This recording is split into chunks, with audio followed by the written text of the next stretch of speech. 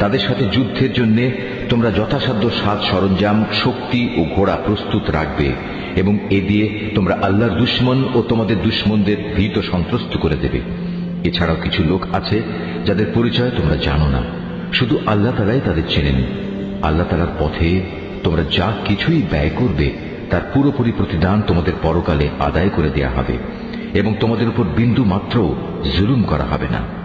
হে মুহাম্মদ, তারা যদি সন্ধির প্রতি আগ্রহ দেখায় তাহলে তুমিও সন্ধির দিকে ঝুঁকে যাবে এবং সর্বদা আল্লাহর উপরই ভরসা করবে। অবশ্যই আল্লাহ তাআলা সব কিছু শোনেন, সব কিছু দেখেন। আর যদি কখনো তারা সন্ধির আড়ালে তোমাকে ধোঁকা দিতে চায় তাহলে তোমার দুশ্চিন্তাগ্রস্ত হওয়ার কোনো কারণ নেই, কেননা তোমার রক্ষার জন্য তো আল্লাহ তাআলাই যথেষ্ট। তিনি তাঁর সরাসরি সাহায্য ও একদল মোমেন দ্বারা তোমাকে শক্তি জুগিয়েছেন। আল্লাহ তাআলা এই মোমেনদের দিলকে পারস্পরিক ভালোবাসা ও সম্প্রীতির বন্ধনে আবদ্ধ করে দিয়েছেন। অথচ তুমি যদি দুনিয়ার যাবতীয় সম্পদ এর পেছনে ব্যয় করতে, তবু তুমি এ মানুষদের দিলকে ভালোবাসার বন্ধনে আবদ্ধ করতে পারতে না। কিন্তু আল্লাহ তাআলা এদের মাঝে প্রীতি স্থাপন করে দিয়েছেন। অবশ্যই তিনি পরাক্রমশালী ও বিজ্ঞ কুশলী। হে নবী, তোমার জন্য এবং তোমার অনুবর্তনকারী মোমেনদের জন্য তো আল্লাহ তাআলাই যথেষ্ট। হে নবী, তুমি মোমেনদের যুদ্ধের জন্য উদ্বুদ্ধ করো। মনে রেখো, তোমাদের মধ্যে 20 জন লোকও যদি ধৈর্যশীল হতে পারে তাহলে তারা 200 লোকের উপর বিজয়ী হবে। আবার তোমাদের মাঝে এমন লোকের সংখ্যা যদি 100 হয় তাহলে তারা 1000 লোকের উপর জয়লাভ করবে। এর কারণ হচ্ছে তারা এমন জাতি যারা আল্লাহর শক্তি সম্পর্কে কিছুই বুঝে না। এই নিশ্চয়তা দ্বারা এখন আল্লাহ তাআলা তোমাদের উপর থেকে উদ্বেগ ও দুশ্চিন্তার বোঝা হালকা করে দিয়েছেন।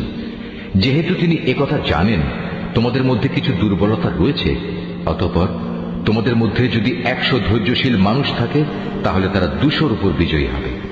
আবার যদি থাকে তোমাদের 1000 ধৈর্যশীল ব্যক্তি তাহলে তারা আল্লাহ তাআলার হুকুমে বিজয়ী হবে 2000 লোকের উপর। জেনে রেখো, আল্লাহ তাআলা ধৈর্যশীলদের সাথেই রয়েছেন। কোন নবীর পক্ষেই এটা শোভা পায় না যে তার কাছে বন্দীদের আটক রাখবে যতক্ষণ পর্যন্ত সে জমিনে রক্তপাত ঘটাবে এবং আল্লাহর শত্রুদের নিপাত না করে দেবে। আসলে তোমরা তো দুনিয়ার সামান্য স্বার্থটুকুই চাও, আর আল্লাহ তাআলা চান তোমাদের আখিরাতের কল্যাণ দান করতে। আল্লাহ তাআলাই হচ্ছেন পরাক্রমশালী ও প্রজ্ঞাময়। যদি এই ব্যাপারে আল্লাহ তাআলার কাছ থেকে পূর্বের কোনো ফরমান লেখা না থাকতো তাহলে বন্দীদের কাছ থেকে মুক্তিপণ হিসেবে তোমরা যা কিছু নিয়েছ তার জন্য একটা বড় ধরনের আযাব তোমাদের উপর পতিত হতো। অতএব যা কিছু তোমরা গনিমত হিসেবে লাভ করেছ নিঃসংকোচে তোমরা তা খাও, কেননা তা সম্পূর্ণ হালাল ও পবিত্র। তোমরা আল্লাহ তাআলাকে ভয় করো। আল্লাহ তাআলা অবশ্যই ক্ষমাশীল ও দয়ালু। হে নবী, তোমার হাতে যেসব বন্দী রয়েছে তাদের তুমি বলো, আল্লাহ তাআলা যদি তোমাদের দিলে ভালো কিছু গ্রহণের যোগ্যতা আছে বলে জানতে পান তাহলে তিনি তোমাদের ঈমানের এমন এক কল্যাণ দান করবেন যা তোমাদের কাছ থেকে মুক্তিপণ হিসেবে গৃহীত সম্পদের চাইতে অনেক ভালো, এবং তিনি তোমাদের গুনাহসমূহ মাফ করে দেবেন। আল্লাহ তাআলা ক্ষমাশীল ও দয়াবান। আর তারা যদি তোমার সাথে বিশ্বাস ভঙ্গ করতে চায় তাহলে তুমি ভেবো না, এরা তো এর আগে আল্লাহ তাআলার সাথেও বিশ্বাসঘাতকতা করেছে এবং এ কারণেই তোমাদের তিনি তাদের উপর ক্ষমতা দান করেছেন। আল্লাহ তাআলাই হচ্ছেন জ্ঞানবান ও কুশলী। নিঃসন্দেহে যারা ঈমান এনেছে এবং এই ঈমানের জন্য হিজরত করেছে, নিজেদের জান মাল দিয়ে আল্লাহর পথে জিহাদ করেছে এবং যারা মুহাজিরদের আশ্রয় দিয়েছে ও তাদের সাহায্য করেছে, তারা সবাই পরস্পরের বন্ধু।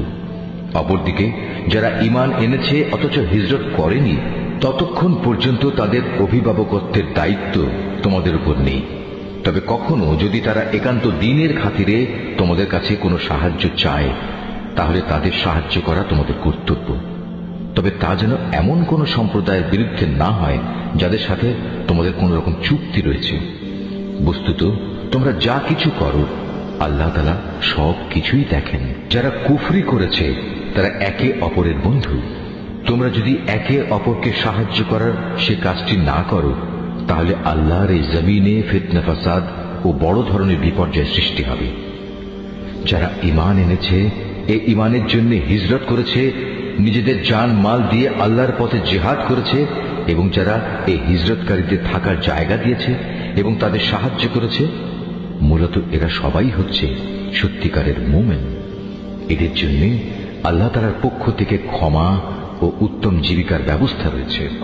আর যারা পরে ঈমান এনেছে, হিজরত করেছে এবং তোমাদের সাথে জিহাদ করেছে, তারাও তোমাদেরই অন্তর্ভুক্ত, যারা আত্মীয়তার বন্ধনে একে অপরের সাথে আবদ্ধ। আল্লাহর কিতাব অনুযায়ী তারাও একে অন্যের উত্তরাধিকারের বেশি হকদার। নিশ্চয়ই আল্লাহ তাআলা সব ব্যাপার জানেন।